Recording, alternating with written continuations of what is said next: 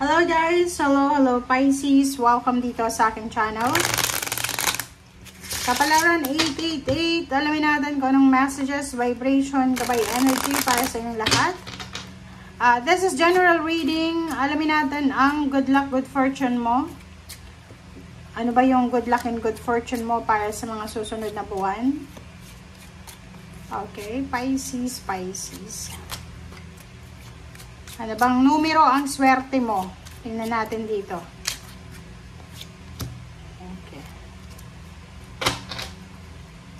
Okay, Pisces. This is number 3, number 8, number 1, number 11. Okay.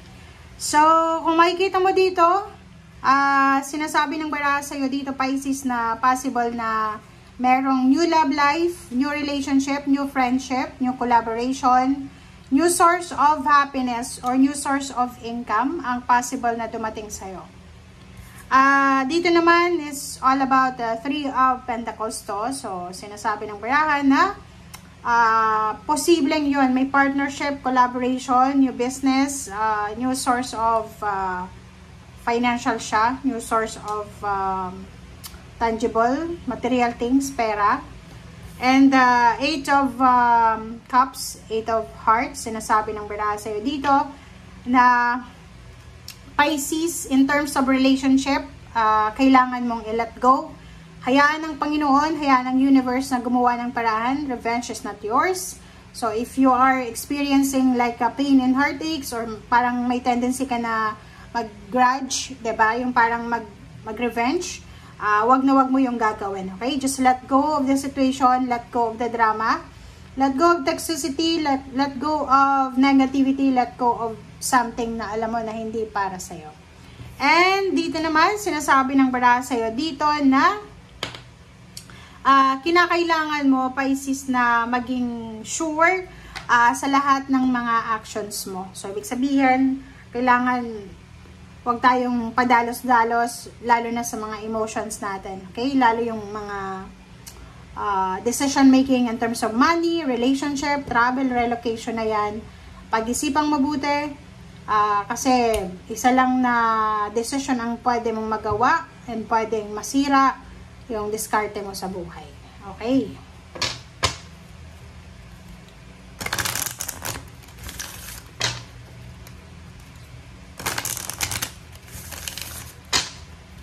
Okay, kumuha tayo dito ng 1 card lang.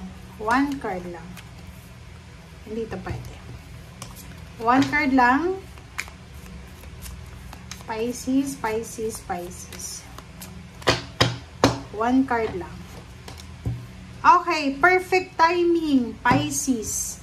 So, etong perfect timing, it's alignment siya. So, sinasabi ng baraha, this is the right time for you to move forward. So, same dito sa 8 of Heart, na oras na para mag-move forward ka. So, kung marami kang mga nararamdaman ng mga grudges, resentments, anger, hatred, oras na para alisin ito. Move forward, move on, diba? So, or pwedeng tapos ka na sa isang project, move forward ka na to na other project. If tapos ka na sa kontrata mo, just let it go and move on. Or kung ano man to, basta sinasabi na perfect timing ito para sa'yo, Pisces. Okay, thank you.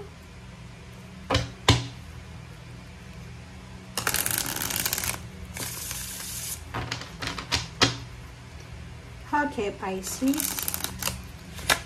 Di mo ba napansin? Yellow siya. Yellow yung mga cards natin ngayon.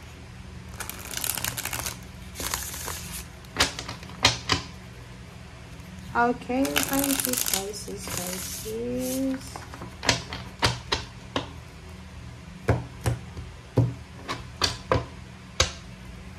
Okay. Pisces. 4 of Wands. Wow. 4 of Wands. Knight of Swords. Page of Cups. And then 2 of Cups. 8 of Wheels. And 3 of Wands. Okay, sa ilalim, tingnan natin kung ano yung i-confirm sa'yo dito. Okay. I hope nakikita mo, Pisces. Okay. So, yung mga cards mo dito, ang pinaka-center mo is Four of Wands. Stability and balance. Okay. Yung Four of Wands na to, marami siyang sakop. Okay. Una natin dito is relationship. Sinasabi ng baraha, yung mga Pisces na siguro hindi maganda yung takbo ng kanilang relationship with someone else, with karelasyon, with partner, with asawa, with boyfriend, girlfriend. Posibleng maging stable siya.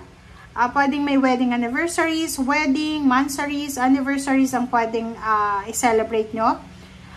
Yung iba din sa inyo dito is all about stabilization, stable ng pamilya. So, mga Pisces na wala pang anak, possible na mabuntis, or kung lalaki ka, makabuntis ka. Yung iba din sa inyo dito, merong mga Pisces na magsisimula na para sa kanilang dream house, dream business. Pwedeng magpaparenovate lang, or yung iba ay posibleng magpapatayo ng bahay or bibili ng lupa para sa pagpapatayo ng bahay. Okay, next card natin is Knight of Swords. Knight of Swords and Knight of Wheels. This one is all about good news, 'di ba? So sinasabi diyan sa iyo, Pisces, ng barahang 'yan na meron ditong balita, isang napakabilis na balita ang posibleng darating sa iyo. This good news is maybe because of money, job offer, pwedeng tungkol siya sa perang hinihintay mo, like nag-loan ka sa bangko, or pwedeng kung ano man to na perang hinihintay mo. Sinasabi ng barahan na huwag kang mag-alala kasi may paparating sa'yo na pera. Okay? This one, the Knight of Swords and Knight of Wheels, it's a good news about money. Sa confirmation about money, about career, about opening, about transformation. Okay, next card is Page of Cups. At ang Page of Cups natin, sinasabi ng baraha sa'yo, in the near future, okay? In the near future, yung mga single ngayon, posibleng kayo ay makakatagpo ng maybe November this year, or maybe 11 years from now kung nasa below 30 years old ka pa lang sa ngayon.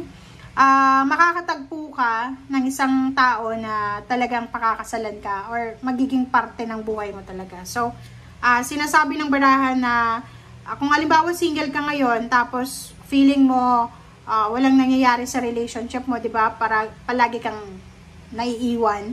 Huwag kang mag-alala kasi atong sinasabi ng barahan na yung future mo ay sigurado na magiging sobrang stable and secure, lalo na sa emotion. Okay, Eight of Swords and Page of Swords. Okay naman. Dito naman, sinasabi ng barahan na Eight of Swords and then Page of Swords.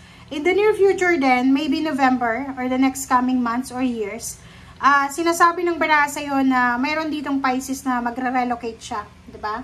Makakapag-desisyon siya na kailangan kong umalis dito sa bahay na to, or sa bansang ito, or sa trabahong to, or sa business na to. So, isang napakabilis na decision ito, maybe on June, or maybe November, or kung kailan ka, mabilis na makakaisip na kailangan mong mag-relocate.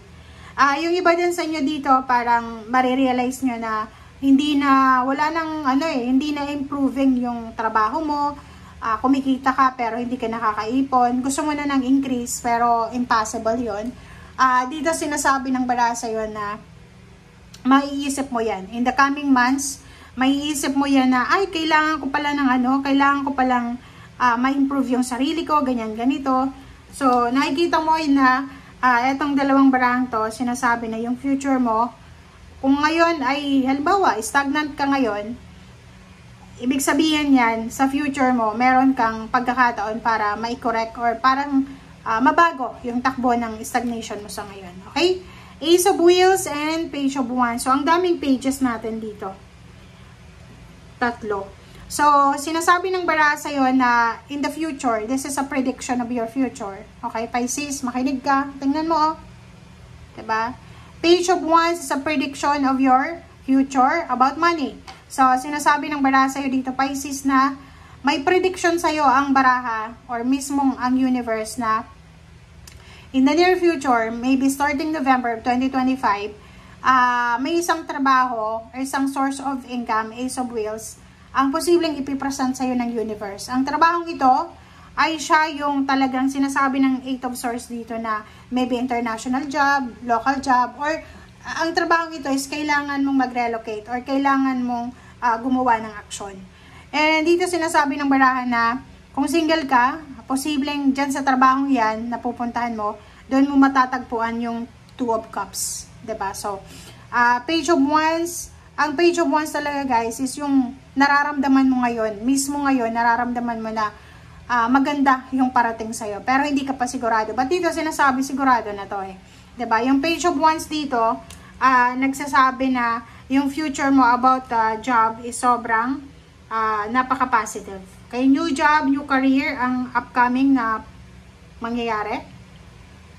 And last 2 cards natin. Ang last 2 cards mo dito is 3 of Wands and 8 of Wheels. So yun, kung ikaw ay isang Pisces na naghihintay ka para sa promotion, salary increase, higher position, new job, new career, dito sinasabi ng barahan na huwag kang mag-alala. Kasi yung 3 of Wands, may tendency dito na maboring ka, 'di ba? Kasi ang tagal mong naghintay.